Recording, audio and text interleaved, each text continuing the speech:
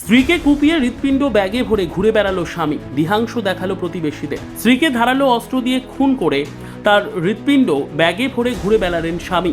আমাদের অনেক দিনের গয়না এগুলো, এবার কিন্তু এদেরকে এক্সচেঞ্জ করাতে হবে। নিশ্চয়ই, আমাদের এক্সচেঞ্জ পলিসিটা বেস্ট। তানিশকে আমরা সব ধরনের গয়নার সমান কদর করে থাকি, তা সে যতই পুরনো হোক না কেন, ছোট বা বড়, যেখান থেকেই কেনা হোক না কেন। আমাদের প্রসেসটা খুব সহজ এবং ট্রান্সপারেন্ট। সবকিছু এই স্টোরিই হবে আপনাদের চোখের সামনে। আগে তো এরকম কোনো শোরুমে দেখিনি। খুব সুন্দর, ঠিক তোর মতো। 100% value, 100% trust. Tanishq. আবার ব্যাগ খুলে তিনি কয়েকজনকে সেই হৃৎপিণ্ড দেখিয়েওছেন বলে অভিযোগ। হাড়হিম করা এই ঘটনায় তীব্র চাঞ্চল্যের সৃষ্টি হয়েছে জলপাইগুড়ির ময়নাগুড়িতে। অভিযুক্ত রমেশ রায়ের খোঁজে তল্লাশি চালাচ্ছে পুলিশ।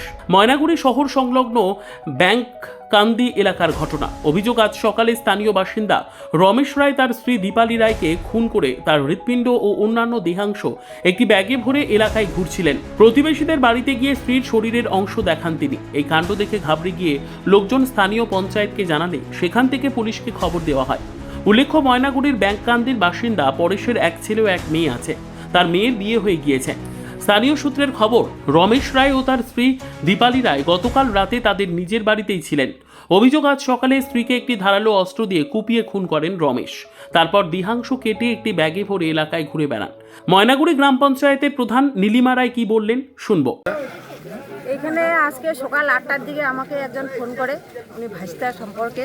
তো উনি বলতেছে যে কাকিমা, এরকম এরকম তোমাদের বাড়ির পাশে রমেশ রায় যে আছে, উনি হচ্ছে আমাদের বাড়িতে ঘাড়ে একটা ব্যাগ নিয়ে আসলো, কিন্তু উনি ওই ব্যাগের মধ্যে মানে বুকের যে কলজা আছে, ওই কলিজাটা আমাদেরকে দেখাইলো।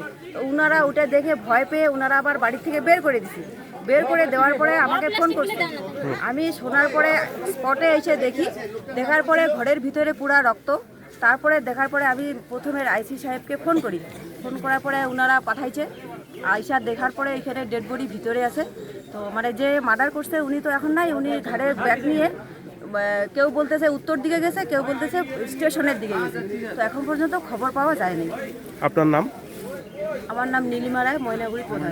জলপাইগুড়ি থেকে শুভশ্রী সরকারের রিপোর্ট, 3NI নিউজ বাংলা।